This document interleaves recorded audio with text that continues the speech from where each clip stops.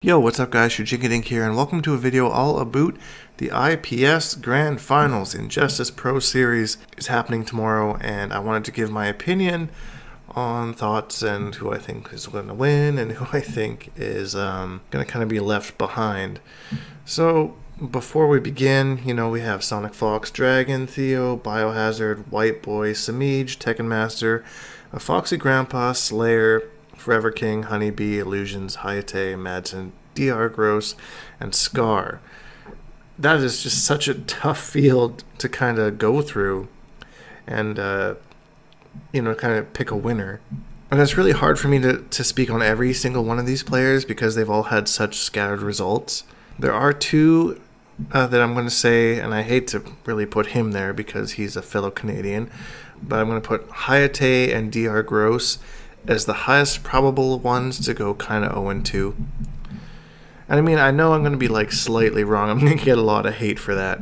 But I'm just looking at results and against all these other top players, and I just think that those two are the most probable to go 0-2. I hope I'm wrong, especially about Hayate, because I want to see Canadians do well. Now, another one that I think might falter a little bit here is Slayer. He got a majority of his points from the early days of Injustice 2. Early days, it was a few months ago, but before the patch, and he's kind of struggled ever since then with mixed results.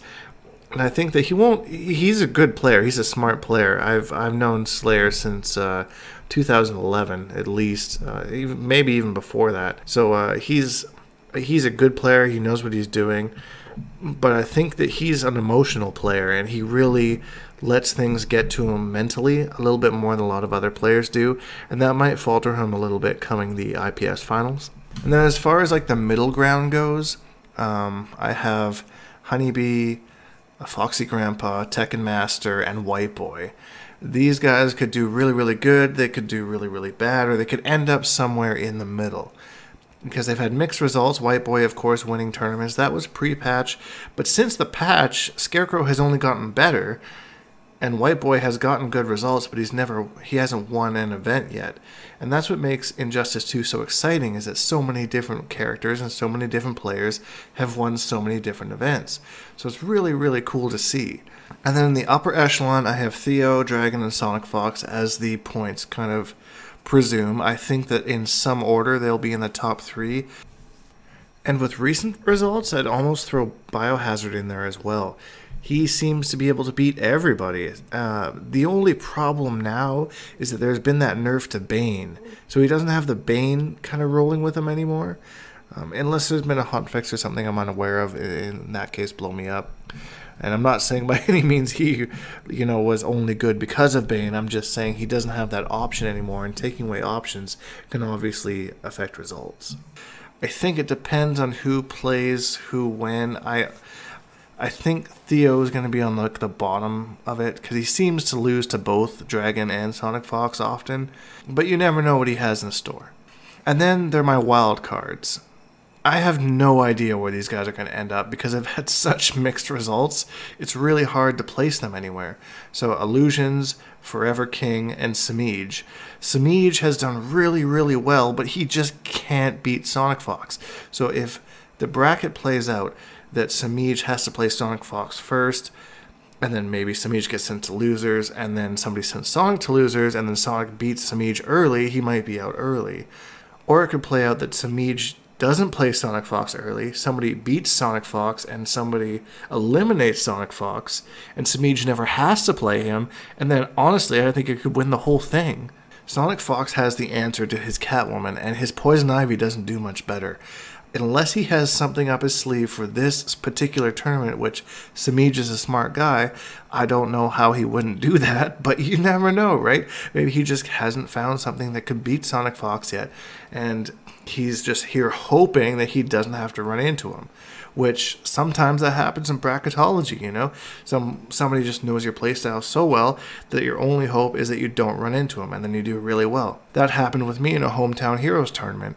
I just had the bracket work out perfectly the 1 week that it was streamed, that I didn't play anybody that I really had too much problems with. I'm not trying to blow anybody up here. I'm just saying that the people that usually eliminate me, I didn't have to play them at all, and I managed to win the whole week. So it's something to keep in mind, and that's why the wild cards are so crazy, because they seem to lose to the same people every single time.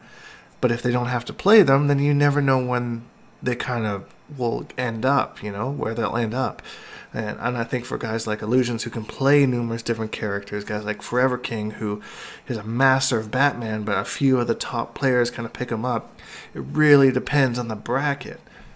I'd probably throw Tekken Master in there as well, because he's usually on the top end of things, like he's up there with Sonicfox, Dragon, Theo, but sometimes he's kind of faltered here and there, especially since the patch, so I really don't know. And a Foxy Grandpa as well, it's really hard to place him. Like, I love Foxy, but he just seems to struggle a little bit against the top people, and if he gets the top people first, he's right smack dab in the middle of these points. So he's probably going to end up either playing Sonicfox or Dragon first. And either of those are not really a good look for him, and they seem to be a little bit better than him as far as the matchup knowledge and the character knowledge. And then Madsen, I have zero idea how good Madsen's going to do here. I don't know if he's going to go all the way. I don't know if he's going to be eliminated first round, you know, 0-2 kind of deal. I don't know if he's going to end up somewhere in the middle.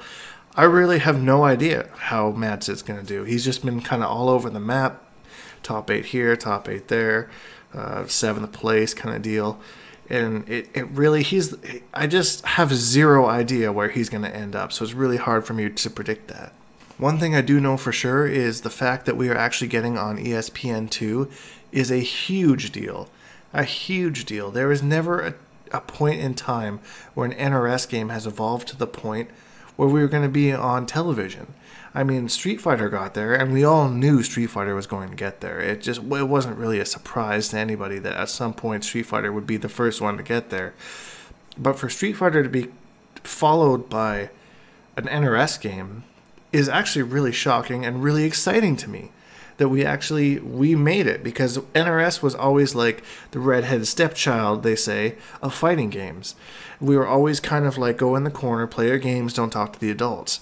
And now that we're the second ones that actually get on this big stage, we should really be proud of the community that we built and how much we've stood together.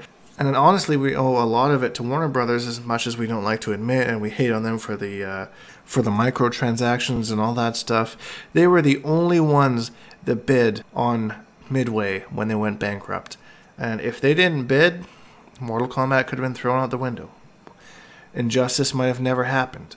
We don't know that. We owe it to WB to be thankful for the second chance to revive this community, and they did it, and now we're here, and I think it's freaking awesome. So I don't know how the finals is going to go tomorrow.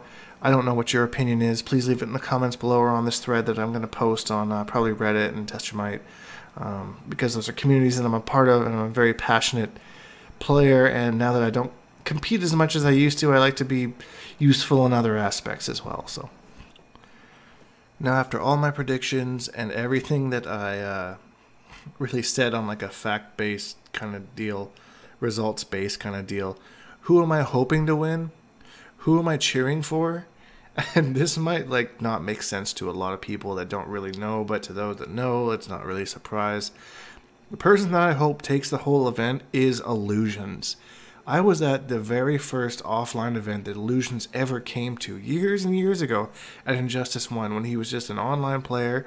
I'd play him in ranked match, and I'd see he used Green Arrow, and Green Arrow was his main for a long time. And as soon as he started coming offline and being more competitive, he really changed things and really changed his game plan. And now I've got to watch him evolve over the years as that online player that I would lose to sometimes, to this guy who's the absolute best in the world. Like, he's in the top 16. Like, he's been a close friend of mine for such a long time, and you know, it's really cool to see him make it here and achieve his goals that started out of something that maybe he didn't even know they would be. And I'm sure other people have similar stories to other players. I'm just sharing mine because I happen to be close to the Seattle area where Illusions was at the time. And it's you know, it hits home for me whenever I see Illusions do well. So he's a wild card in this event as far as I'm concerned. So I'm really rooting for him. If you enjoyed the video, please leave a like because it really helps me out. and subscribe because we make videos every single day. Hashtag Bonehawks and all that stuff. I will see all you guys in the next video.